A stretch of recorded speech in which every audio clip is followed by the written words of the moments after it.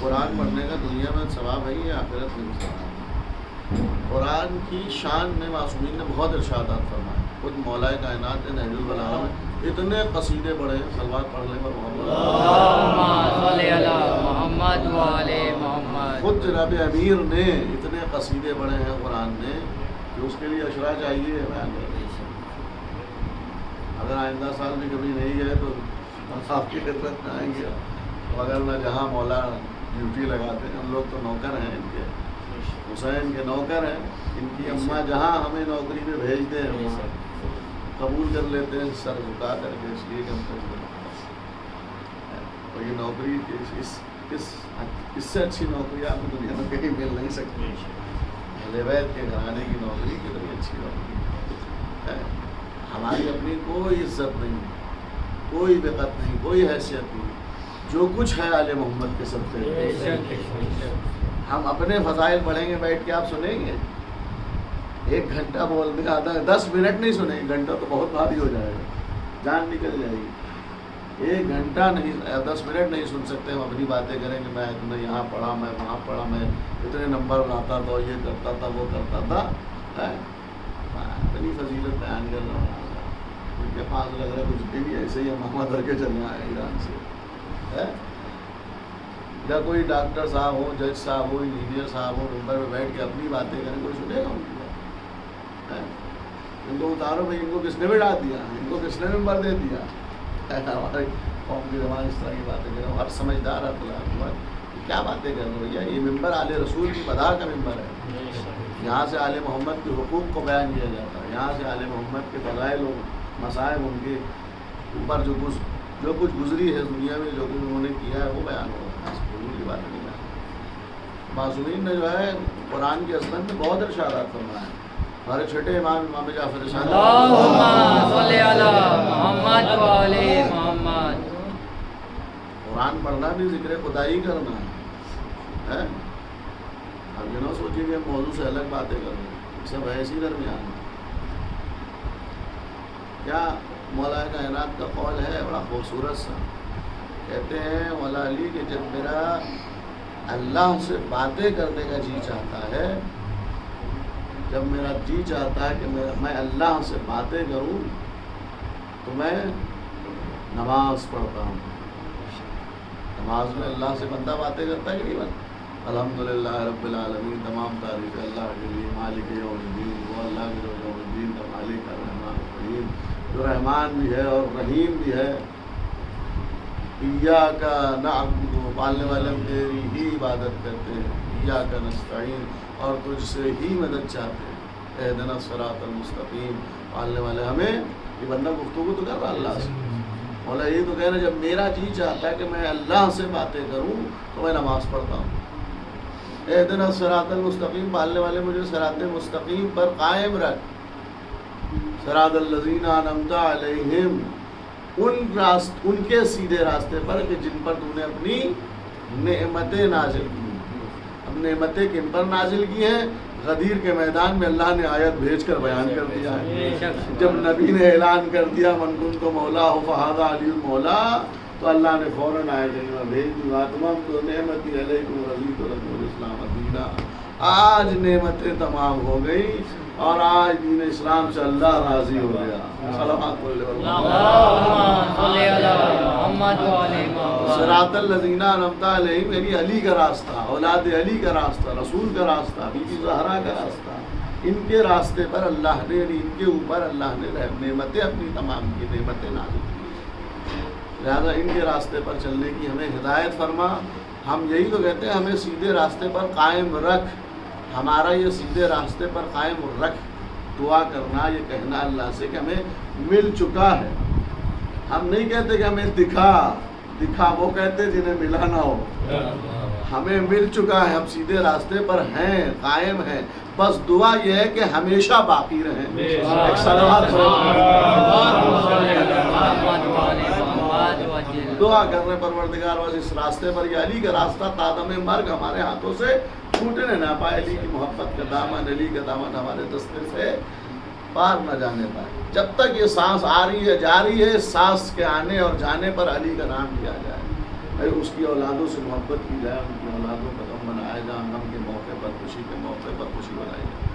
لہٰذا جناب امیر کتنا اچھا قول ہے کہ جب میرا جی چاہتا تو میں نماز پڑھتا ہوں، اور جب میرا دل یہ چاہتا کہ خدا مجھ سے باتیں کرے تو میں قرآن پڑھتا ہوں۔ ایک صلوات بھیجیے محمد والے حیدری یا علی حیدری یا علی حیدری یا علی نعرہ صلوات اللہم صلی علی محمد کتنا والے خوبصورت قول ہے، دو اور دو چار کی طرح دو جملے والا ہے۔ میرا دل چاہتا ہے میں خدا سے باتیں کروں تو نماز پڑھتا ہوں، جب میرا دل یہ چاہتا کہ میرا خدا مجھ سے باتیں کرے تو میں قرآن پڑھتا ہوں۔ تو قرآن پڑھنے کا مطلب یہ خدا جو کچھ بیان کر رہا ہے گویا خدا ہم سے باتیں کر رہا ہے۔ ایک صلوات بھیجیے اللہم صلی علی محمد والے محمد۔ یہ تو مولا علی نے قرآن کے سلسلے میں ارشاد فرمایا، کتنا خوبصورت چھٹے امام والی بات ادھر چلی گئی مولا علی تک۔ چھٹے امام نے ارشاد فرمایا کیا؟ قرآن کی عظمت میں کہنے لگے کہ علی، میرے جد علی کا شیعہ چاہنے والا وہ ہے، میرے ہمسن کمسن بھائی آپ لوگوں کے لیے میں خاص کر کے پڑھ رہا ہوں، میرے جد علی کا چاہنے والا ہمارا شیعہ وہ ہے جو روزانہ تلاوت قرآن کرتا ہوگا۔ سوچئے ہمارے دوسرے مسلمان بھائی تو تلاوت کرتے ہیں، لیکن ہم لوگ شیعہ ہو گئے تو ہمارے لیے ضروری نہیں کیوں سمجھتے ہیں، ہے نا؟ وہ تو بہرحال خالی اعمال پہ اعمال بجا لا رہے ہیں، عقیدہ تو ان کا کچھ ہی نہیں، معاملہ پھنسیں گے خود ہی۔ لہٰذا ہمیں بھی خالی عقیدے کو نہیں اپنے سنوارنا ہے، عقیدہ اگر سنورے گا تو خود بخود اچھا عمل ظاہر ہوگا ذات سے، اگر اچھا عقیدہ نہیں ہوگا تو عمل ظاہر نہیں ہوگا ذات سے ہماری۔ تو مولا نے جو ارشاد فرمایا کہ میرا ہمارا شیعہ وہ ہے جو روزانہ تلاوت کرتا ہوگا قرآن مجید۔ اور قرآن کی عظمت پہ پھر مولا نے یہ بھی اپنے اصحاب کو مخاطب کرتے ہوئے فرمایا، چھٹے امام نے اپنے اصحاب سامنے جتنے بھی لوگ بیٹھے ہوئے ان کے مولا کے اصحاب چاہنے والے، مولا نے اپنے اصحاب سے کہا اللہم صلی علی محمد۔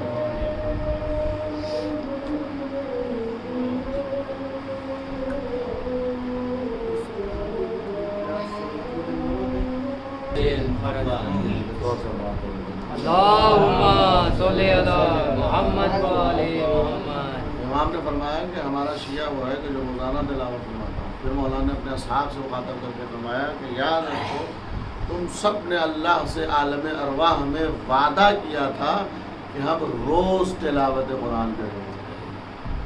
ہم سب نے عالم ارواح میں جب ہماری روحیں ہمارے جسموں میں نہیں آئی تھی، جب روحیں تو پہلے خلق کی گئی تھی، ہمارے جسموں میں ہماری روحیں نہیں آئی تھی، عالم ارواح جہاں روحیں ہیں، یہ ایک عالم ہے، ایک عالم یہ ہے ہم لوگوں کا جسم ہے، یہ بھی ایک عالم ہے، اور یہ عالم اکبر ہے۔ یہ جو دنیا ہے یہ بھی ایک عالم ہے، لیکن اس دنیا کو عالم اصغر کہا گیا، یہ بھی کمال کی بات ہے۔ یہ جو ہم لوگوں کا جسم ہے یہ عالم اکبر کہا گیا ہے۔ عالم اکبر یعنی بڑی دنیا، بڑا عالم۔ یہ دنیا جس میں ہم لوگ سانس لے رہے ہیں، زندہ ہیں، چل پھر رہے ہیں، کھا پی رہے ہیں، موج کر رہے ہیں، یہ دنیا عالم اصغر ہے۔ تو عالم اکبر ہی کے لیے امام علی نے یہ بھی ارشاد فرمایا تھا کہ جس نے اپنے نفس کو پہچان لیا، یعنی جس نے اپنے عالم اکبر کی معرفت حاصل کر لی تو اللہ اکبر کی معرفت بھی ہو جائے گی۔ ایک صلوات دے لو۔ نعرہ تکبیر، نعرہ رسالت، نعرہ حیدری، نعرہ صلوات۔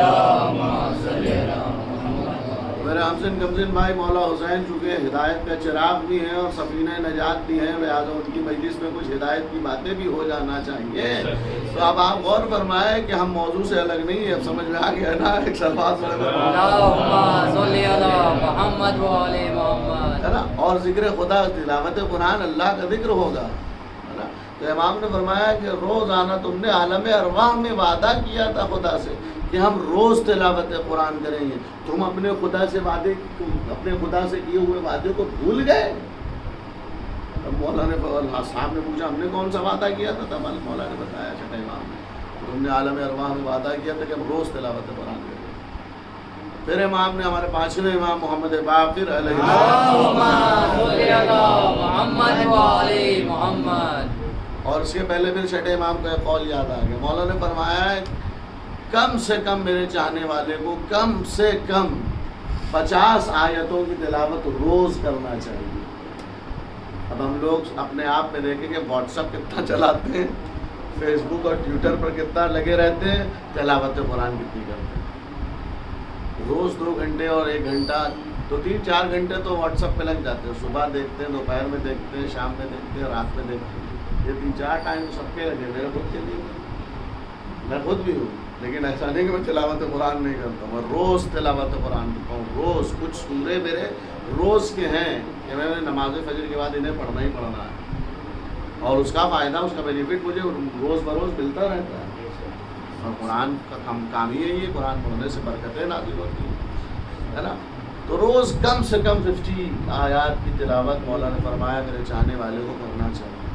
اگر آپ میں سے کوئی انسان قرآن نہیں پڑھنا جانتا ہے تو آپ کے پاس بہت سارے ذریعے اور وسائل موجود ہیں, لہٰذا آپ قرآن کی تلاوت کرنا سیکھیے. آپ جانتے ہیں ایک لفظ ہے مقصر اور ایک لفظ ہے قاصر. ان دونوں میں کیا ڈفرینس, کیا فرق ہے؟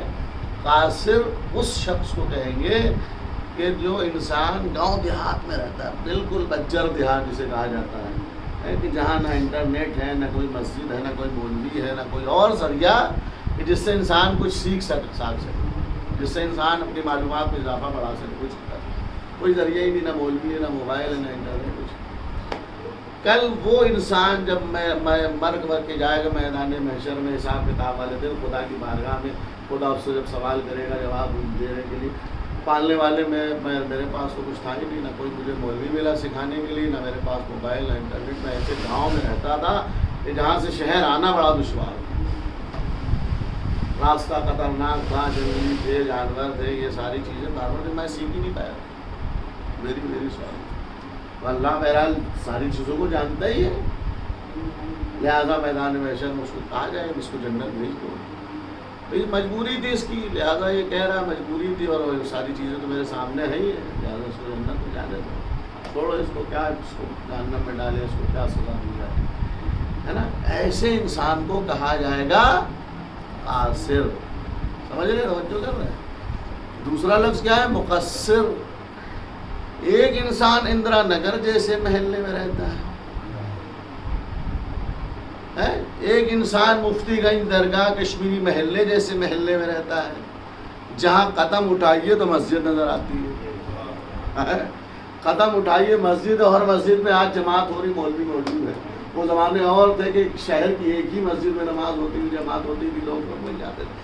آج ہر گلی محلے میں جتنی مسجدیں ہیں, سب مسجدوں میں تقریباً جہاں تک میری نظر ہے مفتی گنج درگاہ وغیرہ میں سب جگہ تقریباً جماعت ہو رہی, مولوی آ رہے ہیں, نماز پڑھانے والے آ رہے ہیں, ہے نا. توجہ کریں آپ میری جملوں پر. مقصر کسے کہتے ہیں؟ قاصر کی معافی ہے کہ اس کو بول دے گا سوری, معاف کر دیا جائے گا.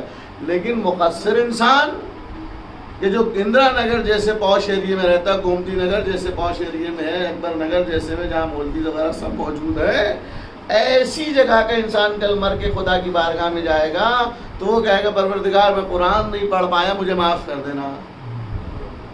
اچھا, قرآن نہیں پڑھ پائے, قرآن لے کر ایسا ذریعہ تم ہر وقت لے کر پھرتے تھے, تم ایسا وسیلہ لے کر ہر وقت پھرتے تھے کہ جس پر قرآن کے انبار لگے ہوئے تھے, سکھانے والوں کے, پڑھنے والوں کے. پروردگار میں لکھنا نہیں جانتا تھا, میں ٹائپ نہیں کر پاتا تھا. اللہ کہے گا ہم نے بولنے کے لیے زبان تو دی تھی, تم جو بول دیتے, جس قاری کا نام لے لیتے, یوٹیوب گوگل کھول کے اس قاری کی فوٹو ویڈیو سب آ جاتی. ہم نے بولنے کے لیے زبان تو دی تھی, تم نے کیوں نہیں سیکھا, قرآن پڑھنا کیوں نہیں جانا, علم قرآن کیوں حاصل نہیں کیا. تو ایسے انسان کو کہا جائے کہ مقصر کے ساری چیزیں موجود ہیں, اس کے بعد دینداری نہیں ہے, اس کے بعد دین نہیں ہے, اس کے بعد لا دین بنے ہوئے ہیں. اب سزا کے مستحق ہیں کہ نہیں ہے؟ پھر انسان اگر اللہ ہمیں جہنم میں ڈال دے تو پھر کریم اور رحمان نہ کہیے, ہم نے کیا کیا اس کے لیے. اس نے پیدائش کے پہلے مرحلے سے لے کر جب نطفے کی شکل میں ماں کے شکم میں آئے تھے اس دن سے لے کر جب تک زندہ رہے خیال رکھا ہے؟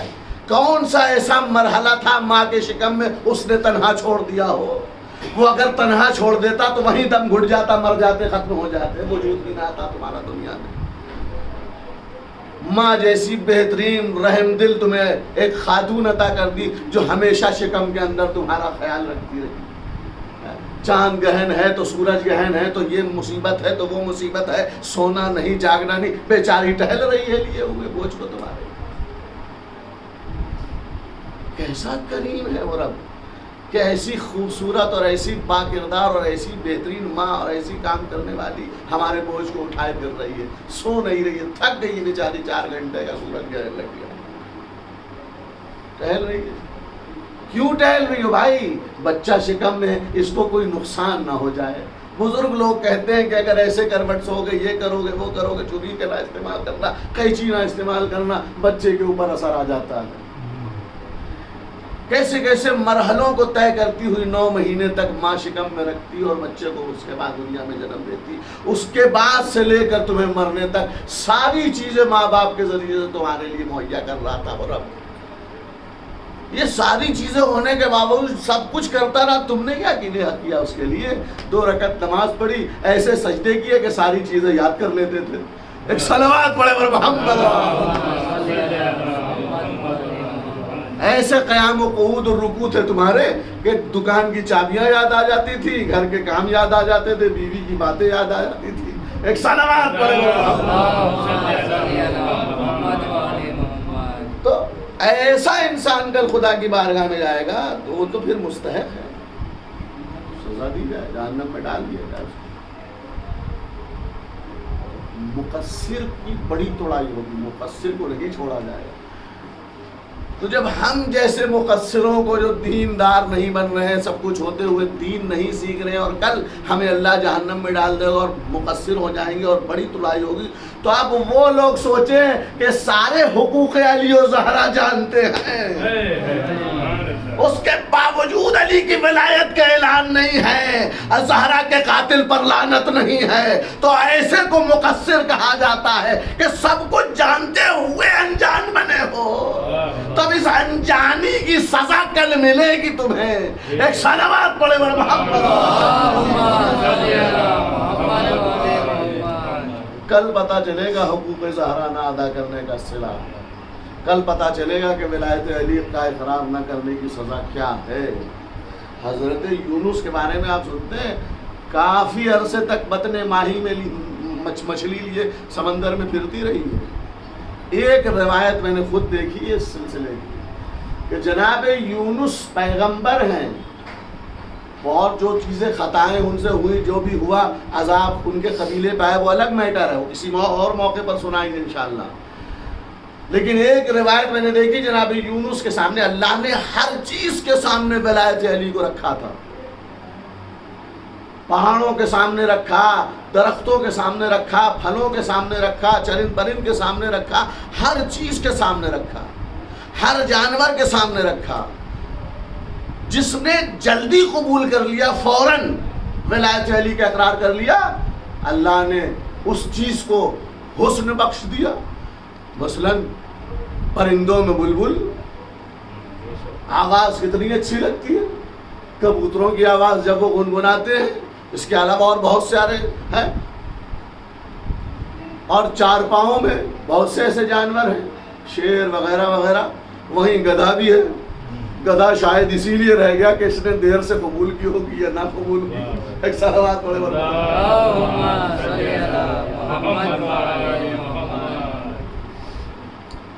لہذا گدھے بننا ہے تو ولایت علی کا اقرار نہ کریں، گدھے سے اوپر بننا ہے تو ولایت علی کا اقرار۔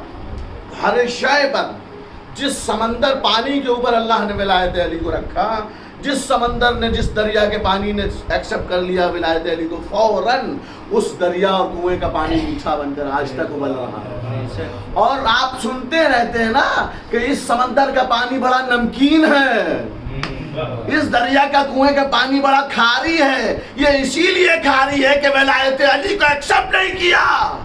صلوات پڑھے بر محمد۔ اللہم صلی علی محمد و آل محمد۔ ہر شے پر ولایت علی کو رکھا گیا ہے، جس نے جلدی قبول کر لیا اللہ نے اس کو حسن بخش دیا ہے۔ حضرت یونس علیہ السلام کے سلسلے میں بھی روایت میں نے خود پڑھا ہے کہ ان کے سامنے بھی، انبیاء کے سامنے بھی رکھا تھا نا، آدم سے لے کر حضرت عیسیٰ تک سب کے سامنے ولایت علی کو رکھا ہے۔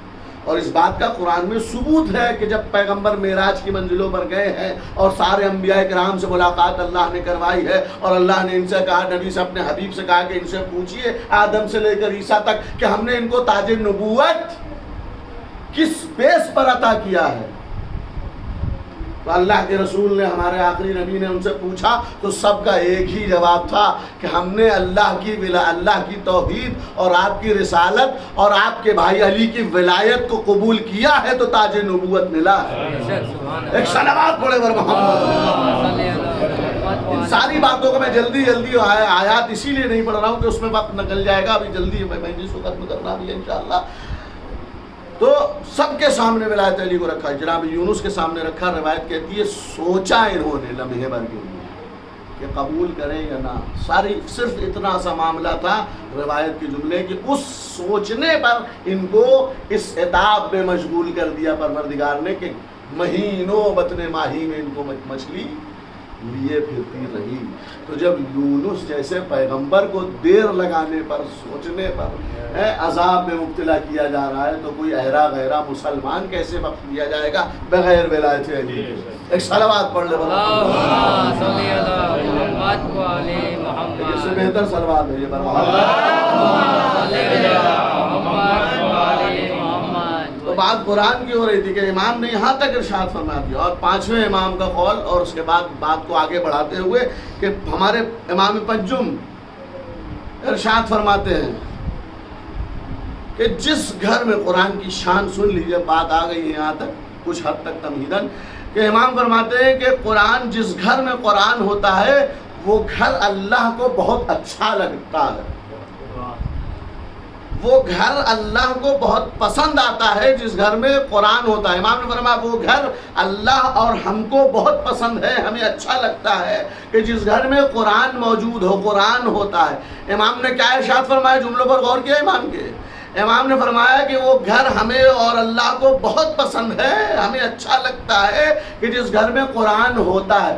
خالی ہونے پر، وجود قرآن کا، خالی گھر میں قرآن رکھا ہوا ہے، وہ گھر اللہ کو پسند ہے، آل محمد کو پسند ہے جس گھر میں قرآن ہو۔ اب سوچئے، میرے جملے سنیے، امام نے فرمایا کہ وہ گھر اللہ اور رسول کو اور امام کو پسند ہے کہ جس گھر میں قرآن ہوتا ہے۔ قرآن ہونے پر اللہ اور آل رسول کو پسندیدہ لگتا ہے وہ گھر جہاں قرآن ہو۔ سوچئے اگر اس گھر میں قرآن پڑھا بھی جائے اور اس پر تلاوت بھی ہو اور اس پر عمل بھی ہو تو وہ گھر کتنا اور اچھا لگنے لگے گا۔ اب اس گھر میں ملائکہ رحمت نہ آئیں گے تو کون آئے گا؟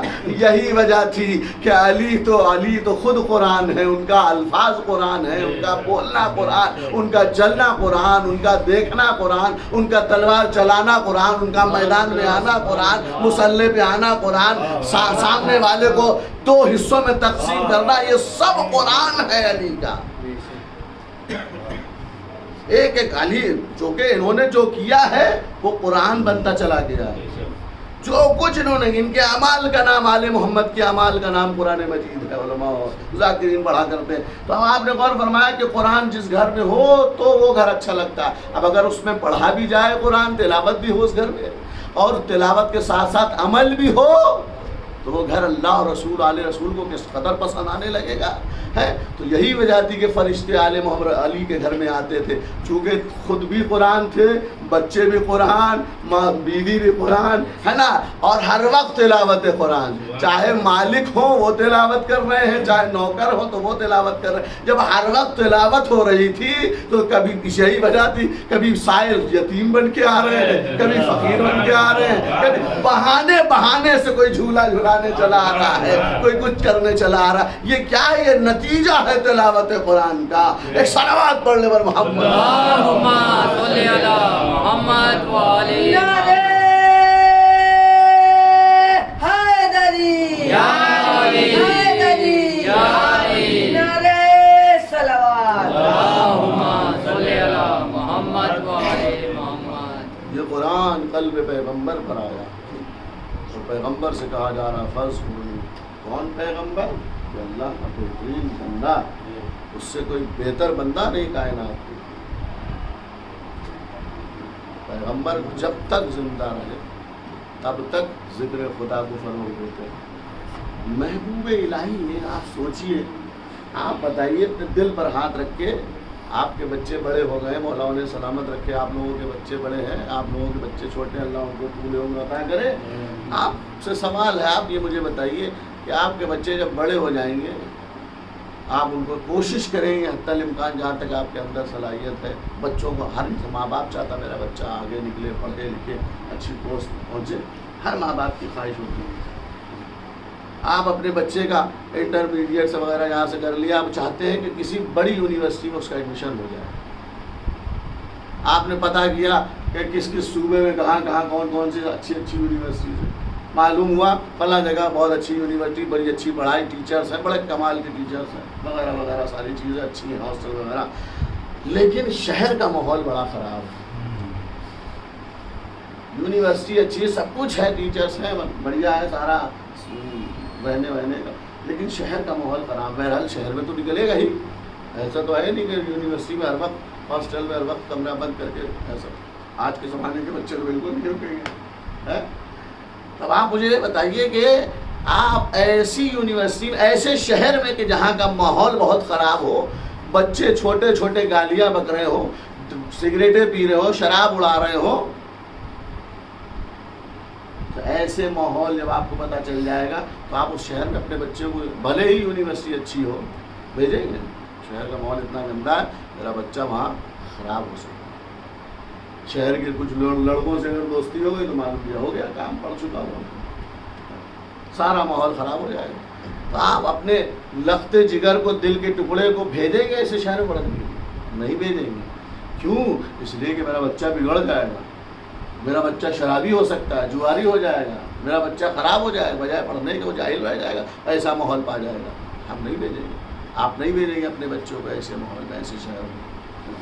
سوچئے، اللہ نے محبوب کو بھیجا وہاں جہاں قدم قدم پر کانٹے بچھائے جا رہے تھے، اوجھڑیاں نماز کی حالت میں پشت پر رکھی جا رہی تھی، ہے نا، کوڑا پھینکا جا رہا تھا، پاگل دیوانہ کہا جا رہا تھا، بچوں کو لگا دیا پتھر مارے جا رہے تھے، عورتوں کو لگا دیا، مردوں کو لگا، کیسے کیسے تکلیفیں دی ہیں اللہ کے محبوب کو، ہے اللہ کے رسول کو۔ اللہ نے اپنے محبوب کو ایسے خراب بددوؤں کے درمیان بھیجا، لیکن اللہ رحمت للعالمین، ہمارا نبی، کیا شان تھی اللہ کے رسول کی، ہمارے نبی کی۔ جیسے خراب ماحول میں اللہ نے اپنے محبوب کو بھیجا، اللہ کے محبوب نے بھی کہا تو صحیح، میں عبداللہ کا بیٹا نہ مجھے کہنا کہ اس خراب ماحول کو اچھا نہ بنا دوں،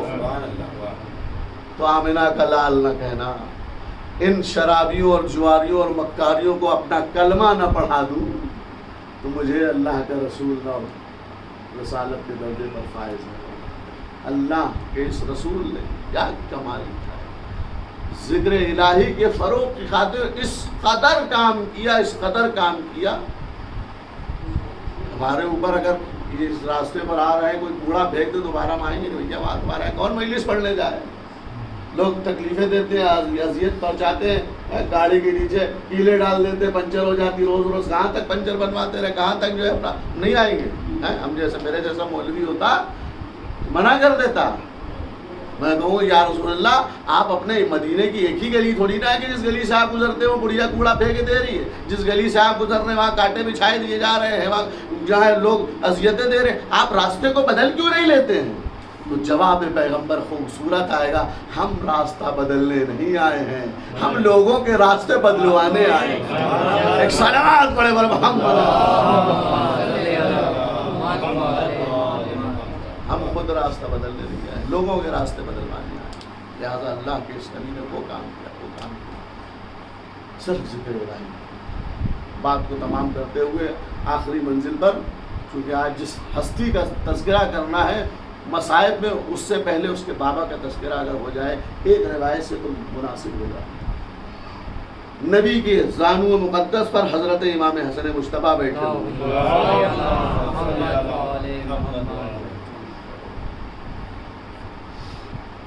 ایک شخص اصحاب سے مسجد چھلک رہی ہے، ایک شخص مسجد میں داخل ہوا، چہرہ نورانی ہے، بزرگ ہے، آ کر رسول اللہ کو سلام کیا اور دو زانو ہو کر رسول اللہ کے سامنے بیٹھے۔ اصحاب سب یہ منظر دیکھ رہے ہیں کہ ایک شخص مسجد میں داخل ہو، سلام کرتا ہوا رسول اللہ کی خدمت پہنچا، دو زانو ہو کر بیٹھا۔ ایک مرتبہ روایت کہتی ہے کہ جب وہ شخص آنے والا رسول کو سلام کر کے بیٹھا، کہنے لگا، رسول نے پوچھا کہ یہ کیسے آنا ہوا؟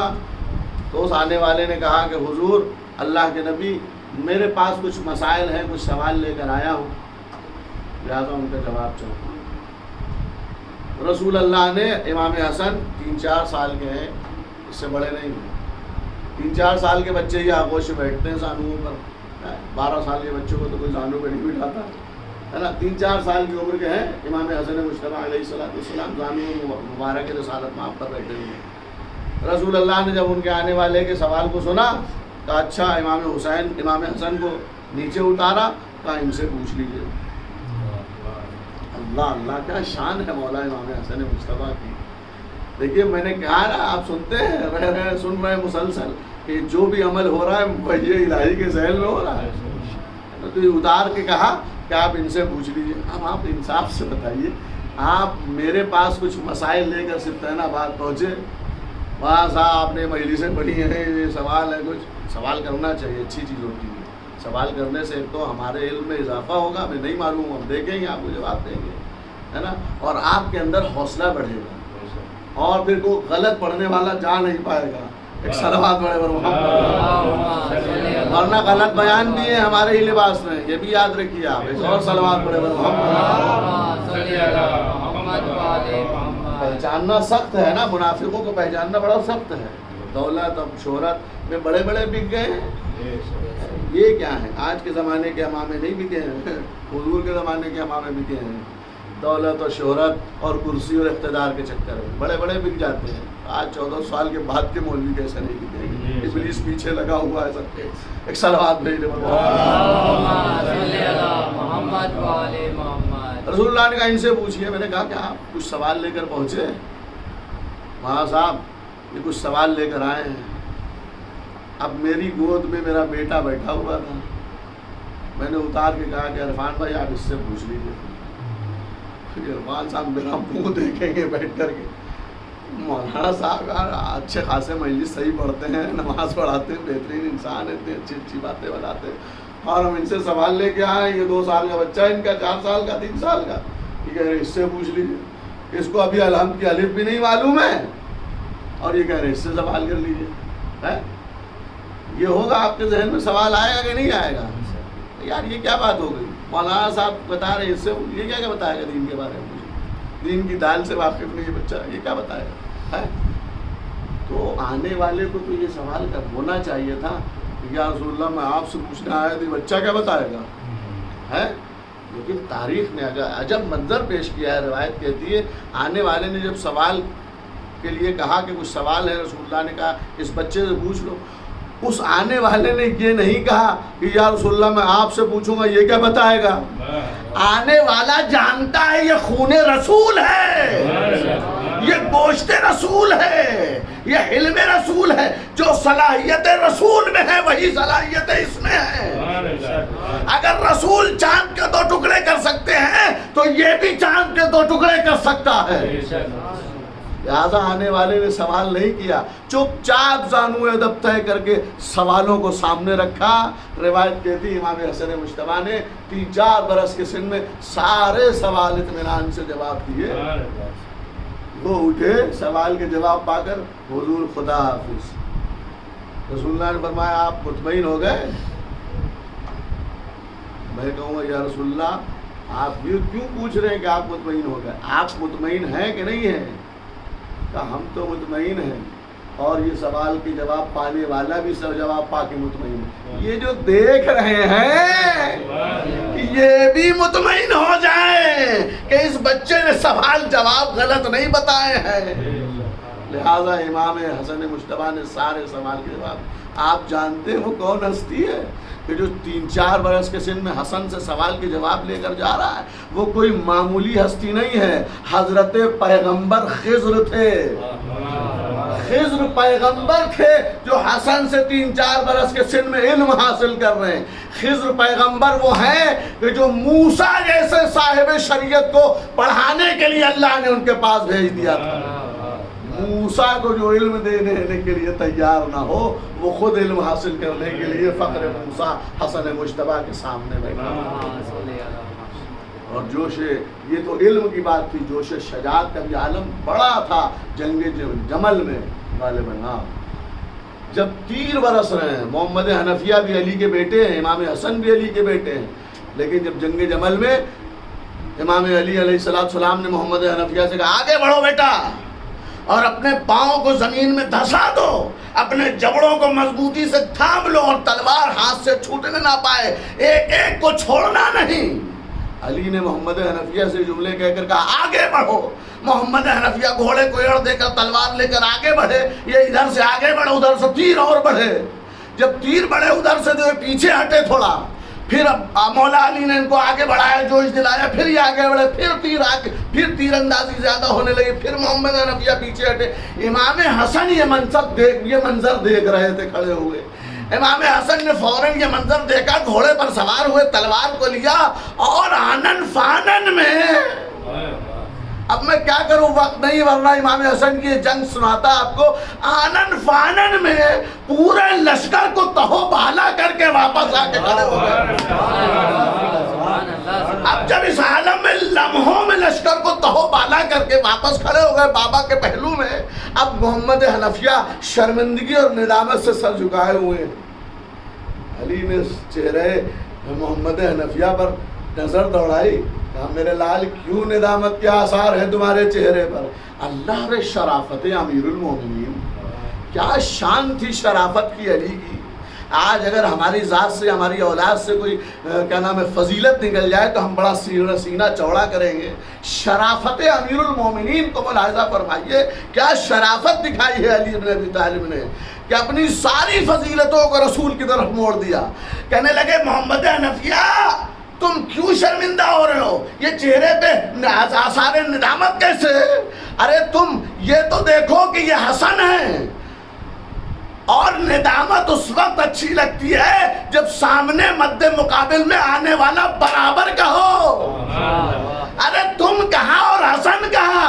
تم میرے بیٹے ہو، حسن نبی کے بیٹے ہیں۔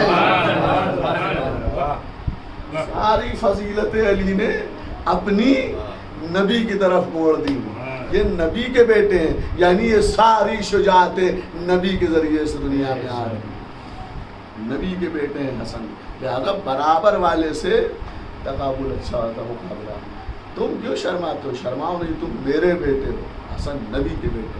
یہ کہہ کر محمد حنفیہ کے چہرے سے آثار ندامت کو نہیں رہا۔ سوچے جب باپ ایسا اتنا شجاع ہے تو بیٹا کیوں کرنا شجاع؟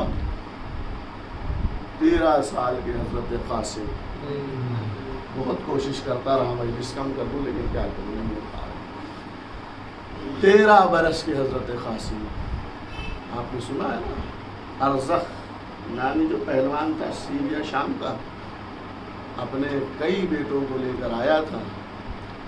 جب سردار لشکر نے اس سے کہا کہ جاؤ تم حسن کو کے لال کو جو ہے شہید کرو، قتل کرو، اس کا کام تمام کرو، اس نے کہا میں جاؤں گا، اتنا بڑا پہلوان ہو کر کے اس معمولی سے بچے کے سامنے۔ اپنے ایک بیٹے کو بھیجا، امام حسن اٹھے، ایک وار کیا دادا علی کی طرح، وہ حصوں میں تقسیم ہو کر کے گیا۔ دوسرے کو بھیجا، تیسرے، جتنے بیٹے سب کو امام حسن کے فرزند حضرت قاسم بن حسن لمحوں میں تحت کیا۔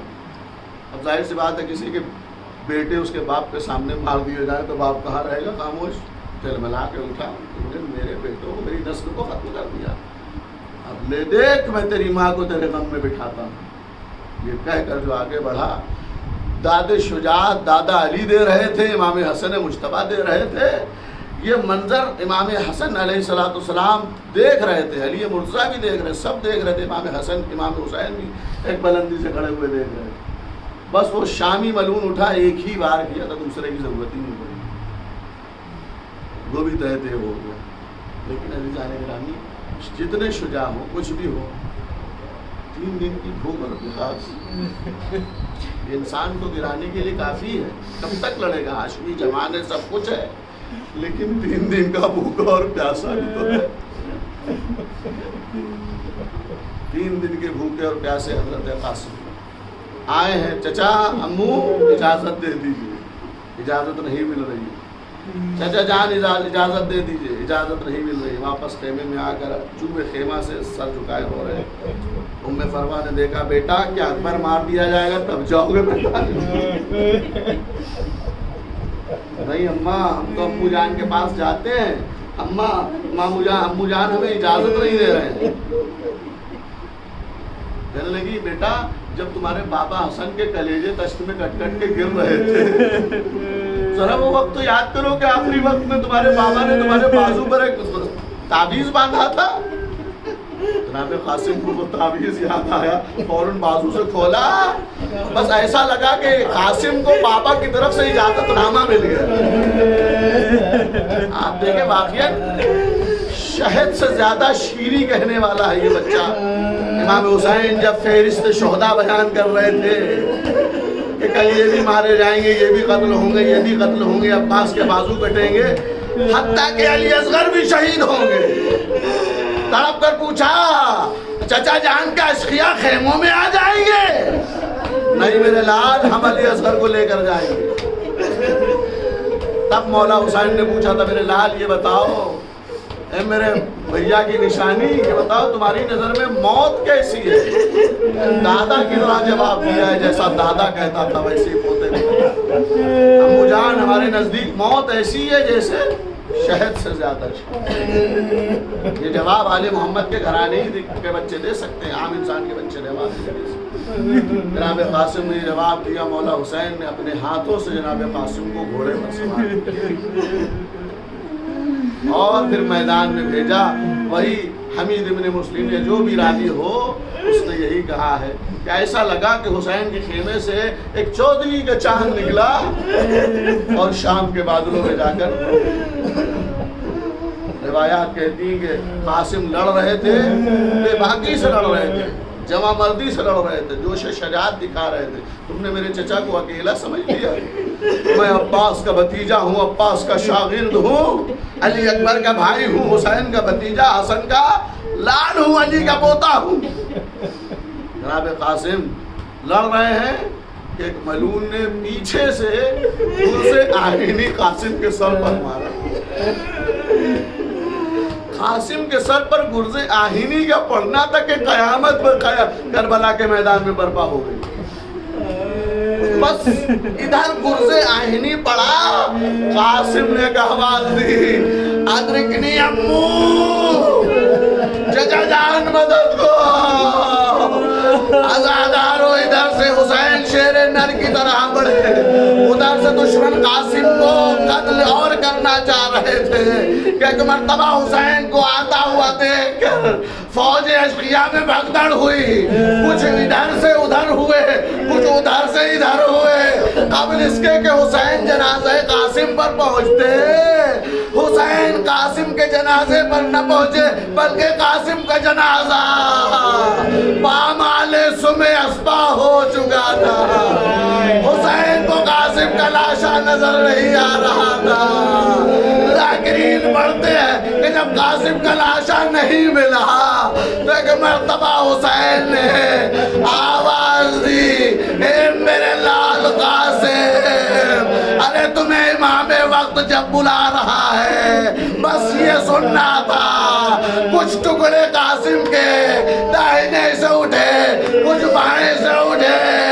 حسین نے اپنے اپنے دو حصے ابا کو اتارا، قاسم کے ٹکڑوں کو جمع کیا، ایک گٹری کی شکل میں لے کر خیم قیام کی طرف چلے، خیمے میں پہنچے، بیویوں میں شور گریا ہوا، کہا بھابی ام فروا کو بلانا ہو، زینب چلی، خیمہ ام فروا میں پہنچی، آواز دیے بھابی چلیے آپ کا بیٹا ارے شہادت کا جام پی چکا ہے، روایت کہتی ہے عزادارو، ارے ام فروا اٹھی، کبھی ادھر ٹکراتی ہے تو کبھی ادھر ٹھوکر کھاتی ہے، اے بھابی یہ کیا ہو رہا ہے، اے زینب ارے قاسم کی شہادت سے میری آنکھوں کا نور چلا، قاسم نہیں گئے، ام فروا کی آنکھوں کا نور چلا۔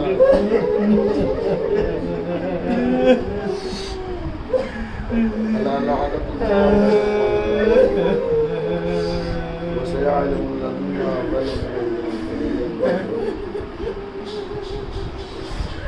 اللہ ہمارے سعادت کو عالم محمد کو صدقہ میں قبول فرما، تو بیمار ہوں سب کو شفا عاجل عطا، بے روزگار ہوں بے روزی عطا، خدایا حق محمد و آل محمد علیہ السلام ہم سب کے تمام دلی جائز دعاؤں کو قبول فرما۔